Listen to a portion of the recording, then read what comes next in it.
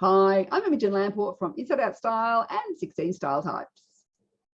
And I'm Jill Chivers from Shop Your Wardrobe and 16 Style Types. And today in this video, we want to talk about the process of getting dressed. And we all get dressed every day. Sometimes we might get dressed multiple times a day, depending on what our day is holding for us. And it can be something that we just get into automatic pilot on. We don't especially think about it, or we've got a few style rules, boundaries, strategies, and so we think we've sort of got it worked out, and it has worked for us, but that our life has changed. And so it prompts the idea that how we're getting dressed and what we're putting on our bodies might need to change. And one of the things that you've said, Imogen, is that getting dressed is actually harder than what people think. I think it's one of the truest things, because it just seems so simple. Like, how can it be this complex? And it's not that it's complicated as such. It's just multi-layered. It's multifaceted. There are many elements that go into it. And there's the surface level, which is what so much online style education is about, what you see and can experience. What interests us at 16 Style Types is really, it's like an iceberg. It's all that you can't see. It's all the stuff below the surface of the water that inform those choices. Because how you get dressed is not happening in a vacuum. It's not happening out of nowhere. Something is driving that. There's a motivating force behind it. And when you understand that, then you really, to use another term you use a lot, Imogen, is you really can fish for yourself rather than be given the fish. And that's what we're interested in, is what motivates you when you get dressed. It's really a fascinating thing because, I hear so many intelligent women who are like, I don't know how to get dressed. And it's because, we think about it, we've been getting dressed. And I think part of it is the terminology is wrong.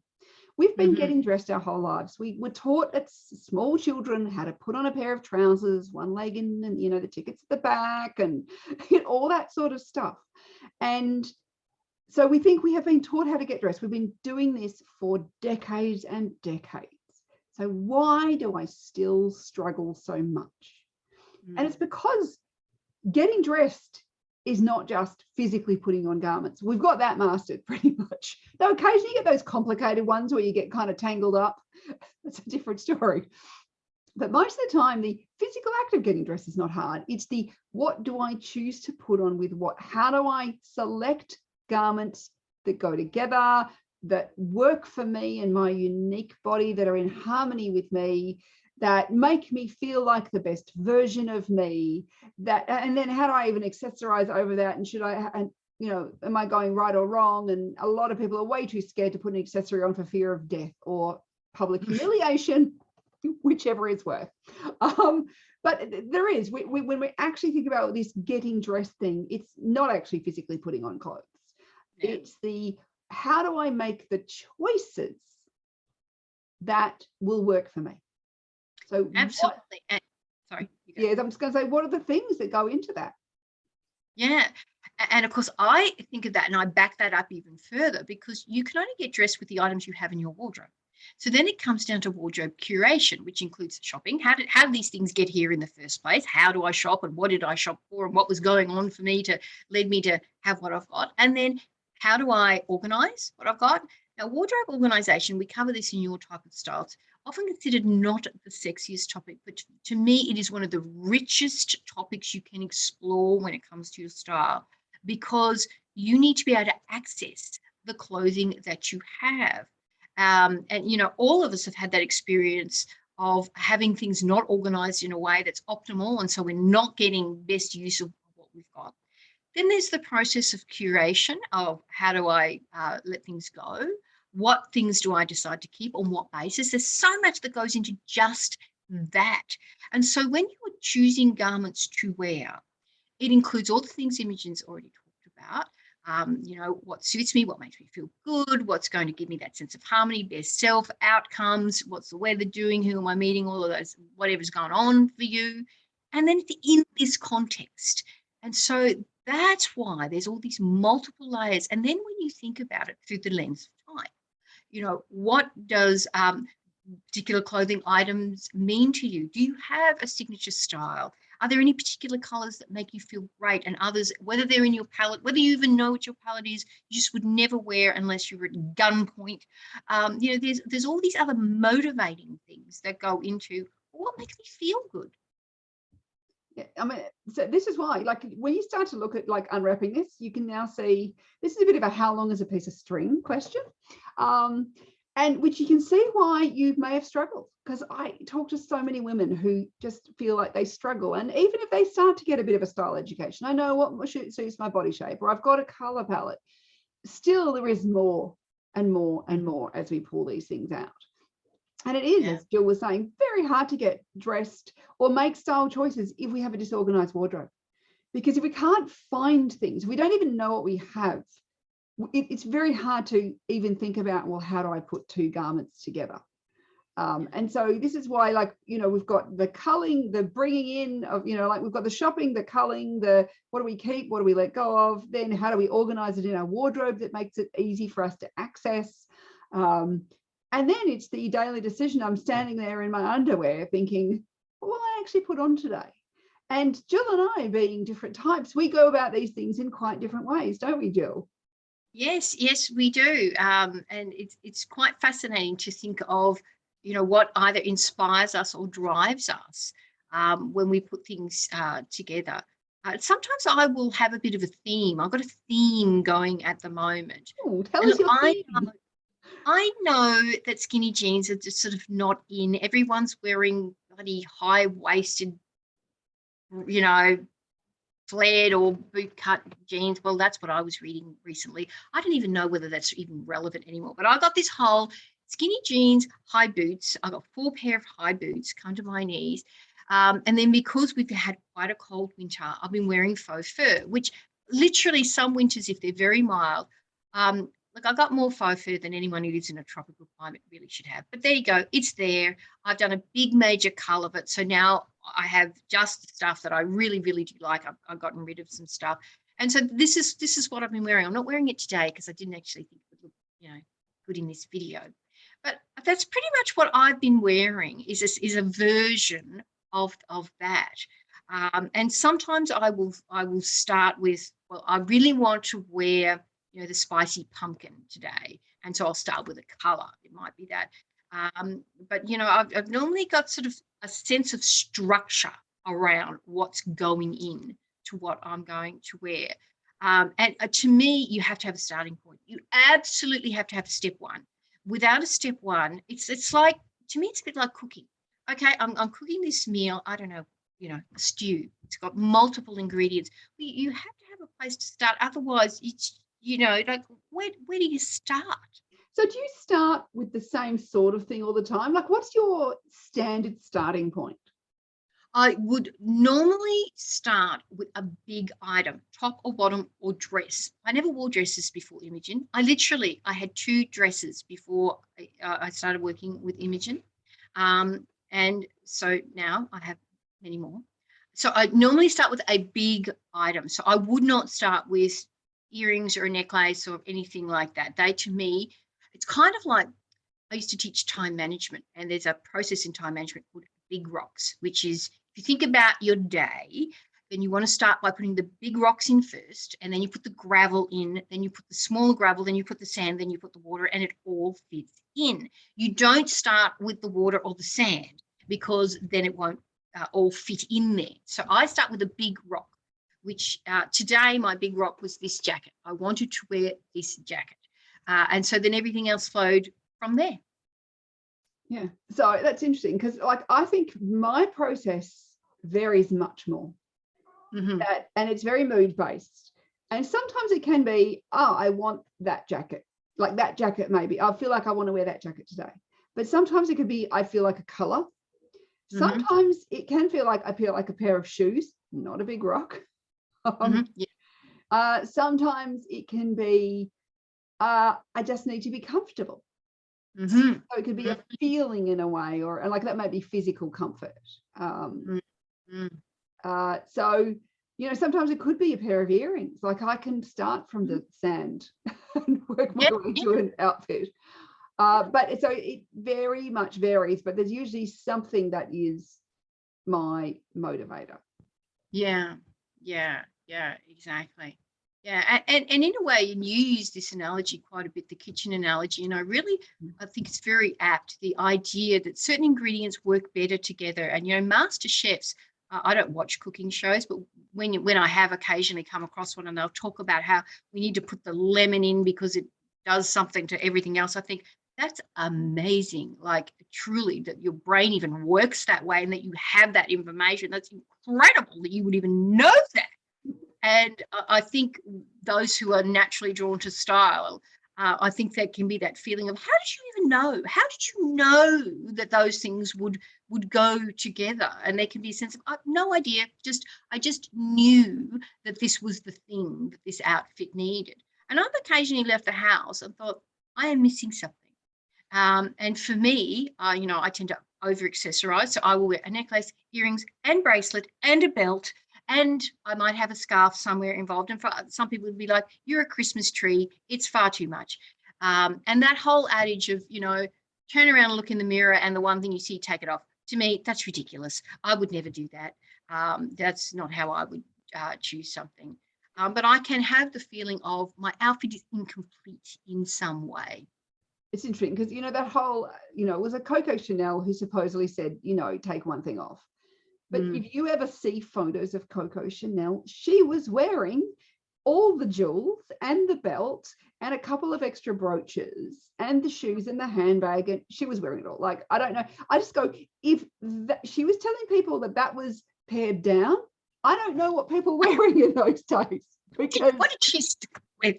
I'm like going, what was the fashion trend that was pared down to? Because she is wearing all the accessories, I can tell you. So, and I think it's got to be what feels comfortable for you in that way, where you go, I feel comfortable wearing all the accessories. Somebody else, one accessory may be enough. I think there's also a really interesting type difference here. And when I think of the difference between sensing and intuition, and I'm just going to use those in their broadest terms, I think of sensing as being that sense of concreteness, definiteness. There's a small bite feeling to it. It's quite manageable. When you put S with J, it has a very sequential 1 to 10. We don't skip over anything. We give almost equal weight. SP, not so much. We can jump around a little bit, but we still have this sense of discrete steps, and we are building up to something. Intuition, opposite of that. We have a broad picture, either defined or not defined. It might be possibilities focused or an internal sense of vision. And then we start to put in the details, and we almost come down to, here are the component parts that make up this vision. But we've started with the vision. And I think we're seeing some of those differences here. I don't have a vision. I don't have a big picture sense. I don't have a possibilities. I'm not starting with this. I'm starting with this, and I'm adding that, and I'm doing it big rocks, small rocks, gravel. So you can actually see the sequential, and we're getting from bigger down to smaller, but it's all following. It's 1 through 10, and finally, when we get to the end, there's the theme. We can see the theme, but it's been built up from the details, versus the idea of we've started with the big picture and we're filling it in with the details. And I think that this is where you can see some of those type differences when it comes to what is the process that I'm using. And if you don't understand this, and you either have been heavily influenced by or been reading somebody who does it the opposite way to you, you can feel really out of step, or like you're stupid, or like, how can I not do this? Or I've tried a million times to do it like that, and I just can't. And so it can be really draining on your confidence as well as your capability, that you just can't get this getting dressed thing down. Yeah, it's really fascinating how you're talking about that, and just thinking as an intuitive that there is an element, I think, with that envisioning or that big picture, that sometimes maybe the reason I've chosen a jacket today is because I want to feel structured. Mm-hmm. Or maybe I've chosen a certain piece of jewelry is because I want to feel delicate. Like that could be the overarching big picture, and then everything else has to come from that. Yeah. And I think, this is where kind of getting into that type stuff is so fascinating, to really start to see how how we build it for ourselves. And it's like, I remember the same sort of thing with organizing your wardrobe and just organizing everything. I had a professional organizer over once because I'm like going, oh, my office, and I can't find things. I'm a piles of paper. And she came in and she had this, system, which was all, lever arch files, plastic pockets, and lots of dividers, and everything had to go. I'm going, I'm never going to do that. It's just too detailed for me. And so I am guessing she was an SJ type. I'm guessing she was an STJ. I don't know exactly. But, where that micro hidden sort of, it was not my way of thinking about things. And I think that's where we can think about, well, how do we make our best decisions in any part of our life? And so it could be cooking. Like, I mean, I love using flavor and food because we all eat and we all understand flavor. We know the difference between sweet and sour and bitter and, salty and those sorts of things. They're kind of obvious things. And I mean, one of the things you do when you learn to cook is to go, if I want to balance, I need sour or salty to balance sweet or even a bit of bitter, so we need to create that balance. And that's one of the things I love about Thai food is that it's all about creating balance between the flavors. And I think it's the same thing for outfits, but we don't have to have the same flavors every day. And I think this is where when people get stuck and they feel unhappy with their style, is they can get stuck just going, every day I'm doing sweet or every day I'm doing salty, and there's no variety in that. Or it's not even thinking about the balance. And sometimes it can be thinking about, like, you could think about, if I was balancing, do I want sweet with edgy? Like, is there something, or do I want kind of classic and structured, but with relaxed and comfortable? I'm looking at creating some balance rather than just being all one flavored as such. And there'll be flavors that we go to more than other flavors. Like, we're always going to have flavor preferences, but we can also have that variety. We're not just stuck, eating the soup. Yeah. And one entire module in our 12-month program is devoted to wardrobing. Many elements of wardrobing, all through the lens of type, all discovery based. So we don't spoon feed you. We don't dish up the information and say, here's your type, this is how you do it. We offer you a range of exploration options, and you really get to choose for yourself what works for you, what doesn't work. It's so liberating to let some things go, put some things down, particularly those shoulds. Sometimes we don't even know where they came from. We've been living with them for so long. And when you look through the lens of your type and say, here's my strengths, here's what lifts me up, here's what energizes me and makes me feel great, then it really does empower you to make those conscious choices. And look, if I had to sum up the gift that your type of style gives, it's conscious choice. That's, really what it's about. Yeah. And I think that's, even starting to think about what's your own processes. What do you go through? How do you make your choices? Even starting to notice that can really help you when you are in that, because sometimes we do get into a decision making. Where do I go? Like, I'm standing in my wardrobe in my underwear and half an hour's gone by. So, starting to get a grip on that can really help you think about it. And that's where that if you do feel like you're still stuck, even though you think, I have been getting dressed all my life, this is because you haven't got that style education that you really need, because you don't know enough to make the decisions, or you make the decisions based on poor information, of which there's sadly too much poor information in the world. Rather than actually making something that's in, it's information that's authentic to you. And I think that's the other thing that, you can have a friend who's very stylish and you can love her outfits and she can look amazing, but if you go and put that outfit on, it does not feel right. And that's the thing, you can't copy authenticity. It just can't be copied. And that's why discovering it for yourself is so liberating and empowering, is because you get to decide for yourself what works for you. And you can look at someone who's stylishly different to you and have admiration for that and say, that just isn't me and it isn't for me. And how awesome is that? Yeah. And I think that gets rid of all those should have sort of messages we often have. I should be wearing this, or the people tell me I should be wearing this, or this is the latest fashion that I should be. Rather than actually going, is it right for me? and knowing what is right for you. And that's where, you know, your style comes from you. And I've loved it when we've seen people who've said, you know, I felt like I should be wearing more creative outfits, and I've realized that my style is not that creative, and I actually feel so much more comfortable when I'm wearing things that are a little bit more you know, understated. And there is nothing wrong with that. It's learning you know, where you are, who you are, and how you want to express that through your style in an everyday way.